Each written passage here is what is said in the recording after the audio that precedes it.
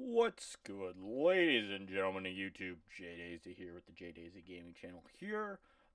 Back in a game that I really didn't plan on reviewing, but through a small accounting error I now own.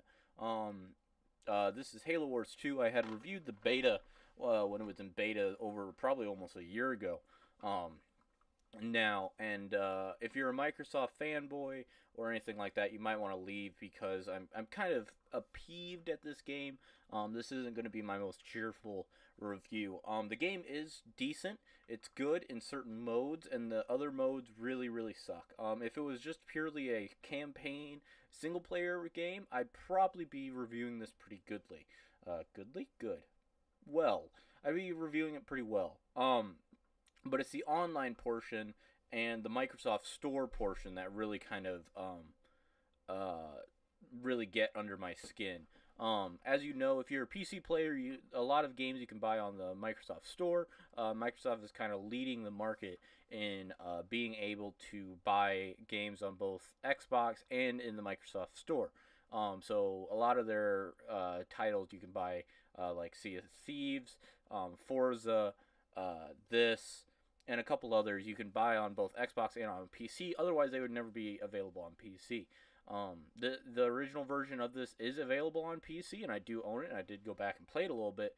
That's what some of the footage I think in the beta video we played was. But this the first one was also on Xbox. That was one of the few RTS style games you could play on Xbox and Xbox 360. Sorry, just on Xbox 360. And I played that game a lot when I was back on consoles, and it was a whole lot of fun. So when I found out this one was coming to PC, I was very excited and very happy, and we played the beta, and I kind of got some bad feelings. And then playing it now, those feelings are kind of confirmed. First off, the Microsoft Store, I give a review of not very well. I bought this game and kind of played around with it for about maybe an hour, maybe two, and was just like, man, I don't like it. I'm going to return it. I don't refund games often, but when I do, it means I do not feel they are worth the money I paid. I just feel like I'm not ever going to play it. That's coming from somebody that has over 700 games in their Steam library. That, hey, I don't feel like I'm going to get my money's worth. So I went, hey, I would like to refund. Hey, Microsoft, I would like to refund this digital purchase I have. Please and thank you. Come to find out, Microsoft had a very strict, absolutely no digital goods return policy, and that really sucks. In an age where digital goods are kind of big, it really sucks, and it sucks because you have their major competitor on the digital front, especially the PC front. Someone like Steam that pretty much lets you review or return any game as long as it's kind of under 6 hours. I think is their cutoff. 6 hours, I think, in 2 weeks. Which, I was very much in that.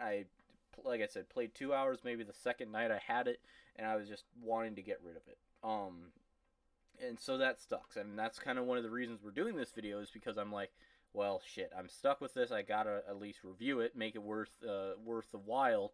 I won't make my money back. There's a $30 version and there's a $60 version. 30, I think, is actually 40. I think it's 39, I believe. $39.99 for the version I bought, which is just a regular edition, and then they have the $60 version, or quote unquote the full price version, that comes with the season pass, which comes with the DLC and stuff.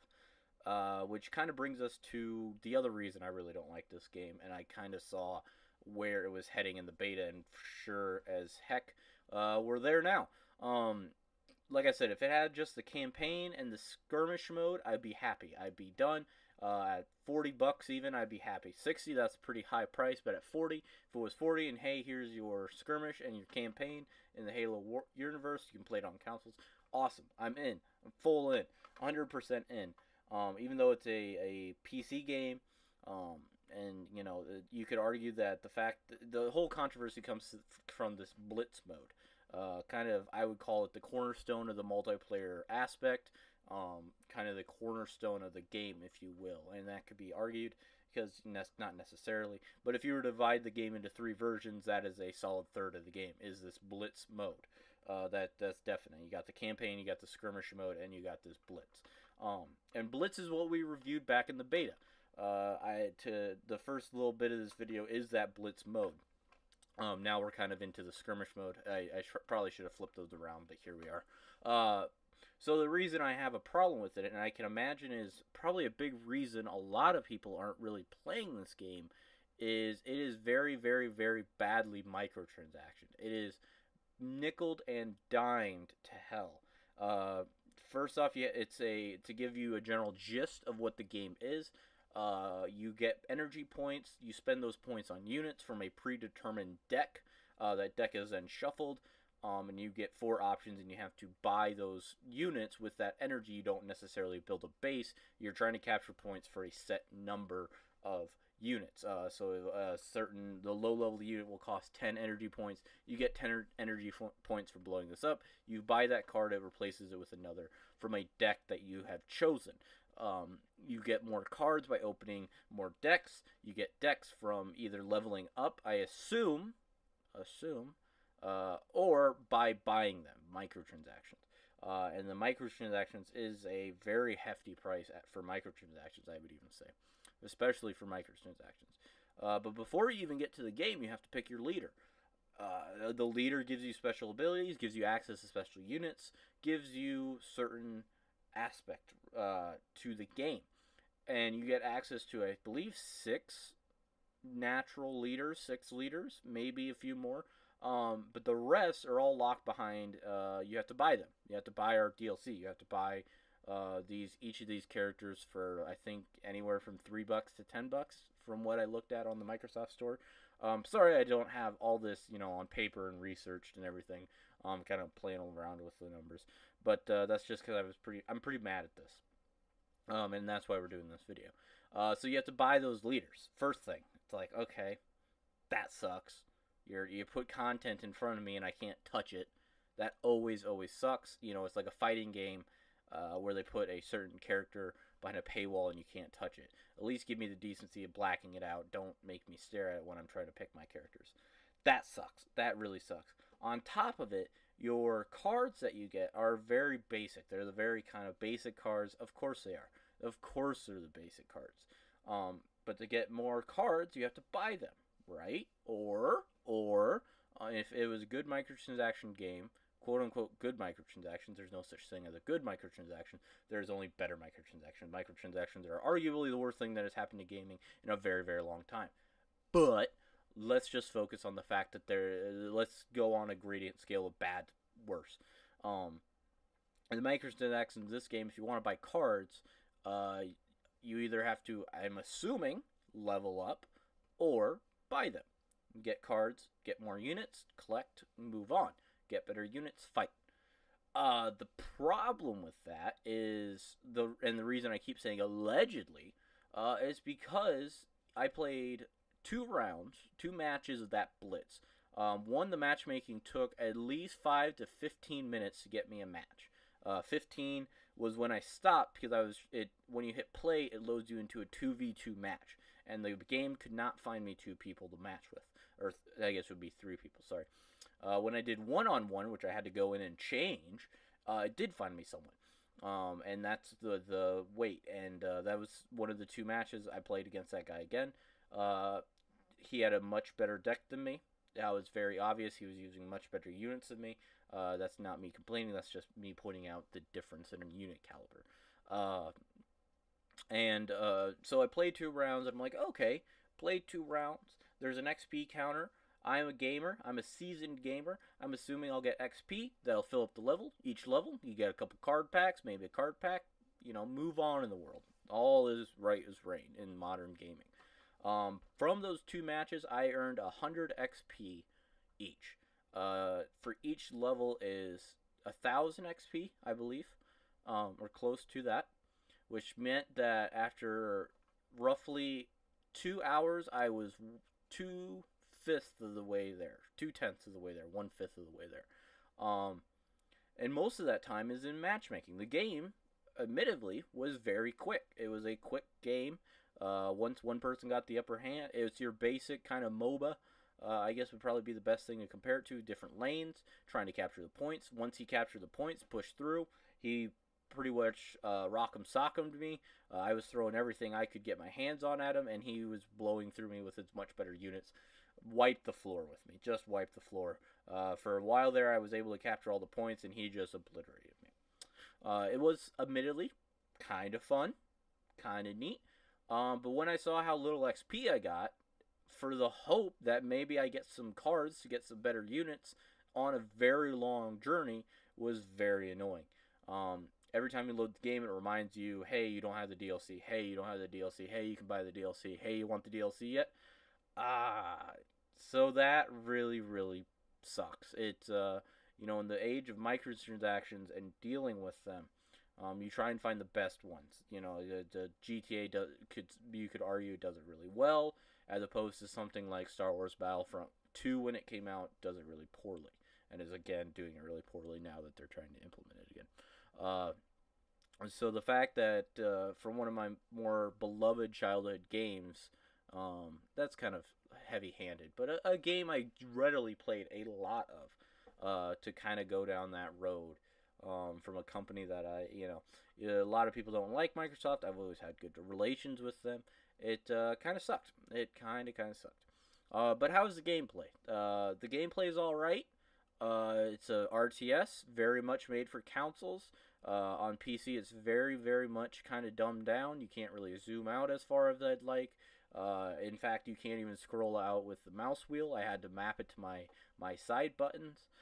Otherwise, it works with facade, which is nice. It's a little better than I expected. Graphically, it's all right. It's nothing special. There's a lot going on. It's very reminiscent of the old RTS in the fact that you're capturing points, you're moving units. They're all Halo units, so if you're a big Halo fan, you got that going on, of course. They did a thing that I didn't realize until the very end of this match you're watching now, which is you can upgrade the units overall as a class. So the vehicle class, the air class, and the infantry class. That's in the upper top corner of the arch wheel. As the arch wheel is, of course, there for Xbox. You have a little thumbstick. You can control it that way. That's kind of neat. You also have a whole host of abilities that I didn't even realize until I was making my final push. And I was like, oh man, those victory points I was getting, that's what these are for. I didn't even realize it. So that kind of sucks. It's a very basic RTS. You're not going to be doing any esports of this or anything. But if you are, especially, I said this about the beta, and I'll say it again. If you're on a console and you're neat and you really, really love RTSs, this is a pretty good one. This is enough to tide you over. Like I said, you're not going to be going crazy, but I remember as a child playing a lot versus just the AI. I had a lot of fun with just playing against the AI, coming up with different challenges for myself, stuff along that. So there's definitely that aspect. It could be a plus that they are still putting out DLC for it, which means theoretically that the community is there to monetize off that, to make more content. Unfortunately, like I said, finding a match in the matchmaking was taking forever. So unless I'm just in a really bad place for matchmaking or something along those lines, it just didn't seem like there was a lot of matchmaking. Also, as an old school, I haven't played any of the new Halos. I think I stopped around Reach. Played everything up to Reach, and I think I stopped around there. A lot of the units I really didn't kind of recognize. Some of them I did, and then some I didn't. That was just kind of annoying on my personal level. But if I wanted to understand anything, I'd go back to Halo 1. There's also really bad screen tearing. You might be noticing that. If I use the mini-map to jump around, the screen gets very, very mad at me, and you'll see that a lot. Or if I move too quick, you'll see that a lot, and that really kind of sucks. But at $40, the basic entry game, I honestly think they should almost throw it to you at 20. Which even saying that, I feel weird saying that, because it feels like it should be a $40 game, right? It kind of has 3 layers to it, but it feels like $40 that should be fair. But the fact that they are monetizing so heavily on their online portion, they're monetizing so heavily on that they should in theory be driving a lot of revenue for that. It almost feels like a cheaper game that you should be buying the expensive version because that'll help give you, give you a push forward. So the fact that I paid almost a full price game to kind of have I haven't played any of the campaign, so I'm not going to talk on that. I haven't had the time to devote to it. I just haven't. So the fact that I can't touch on the campaign, let's just say it's a really good campaign, or at least a decent campaign. The fact that I'm paying for a decent campaign, a skirmish mode against if it's anything like the old AI, learning AI, you really don't set its difficulty; it moves with you. Kind of nice. If it's anything like that, I really didn't notice. It was a pretty easy AI, did a pretty good push. And a blitz mode, which is just a glorified promotion for their online capabilities. It really doesn't feel like a full $40, especially not a full price title. At $40, I'm a little mad about it, but I'm more mad about the monetization model than anything else. Just as kind of an older school gamer, a child of the 90s, the fact that I'm dealing with this kind of monetization really kind of sucks. But that is just kind of my kind of review on the Microsoft Store. I'm really happy it's around. I really, really am. I don't want it to go around. It's giving me access to games like this and Sea of Thieves. I just wish they would update their model a little bit to match their competitors. Give a little bit of even if I had to write a reason I wasn't enjoying the game, I could write to their marketing department and say, I don't enjoy the game. Please, can I have a refund? I would appreciate it. That'd be better than just saying, absolutely not. Every forum I looked on said people had tried to schmooze the marketing reps, and they said absolutely not. The website is very clear. Unless your state prohibits us from doing that, you're SOL. So it was more, maybe if I didn't have that, I wouldn't be as mad at the game, but I also wouldn't have played as much of it as I had. But playing it, that was always something in the back of my mind. I really, I'm kind of being forced to play this. I'm kind of being forced. So that sucks. But yeah, guys, that's kind of my up and down review. Sorry, it's a little longer than most, but you can say I'll put in the title that we're kind of reviewing two things here. So hopefully you can say that. Don't get me wrong, Microsoft. If somehow you find this, I'm happy you guys are doing this. Please, please, please, please keep doing that, because we definitely need to break down. In my opinion, we need to break down the barrier of you're a console player, I'm a PC player. Everything on everything would be glorious. PC definitely gives some more options, but in consoles you have a reliability aspect. In a perfect world, I wish though that we never had any exclusives. It's a little heavy-handed being a PC gamer, because it would be a lot of games. It would be hard to transfer over to this console. But it's a lot easier to take from console to PC. But I get the reasoning behind exclusives. I get it. I just don't like it. So Microsoft, I really wish you keep up the Microsoft Store. Just maybe update it a little. Just change it from a fan of your business for a very long time and a buyer of your products for a very long time. I'm just asking, please. If I don't like a product, it's okay. There's a lot of things I don't like. I don't like broccoli. I am not going to buy broccoli. People aren't going to like your games. Some people will. People, if you were a GTA and people loved it, they'll keep buying it. People support with their wallets. That's in theory how capitalism works.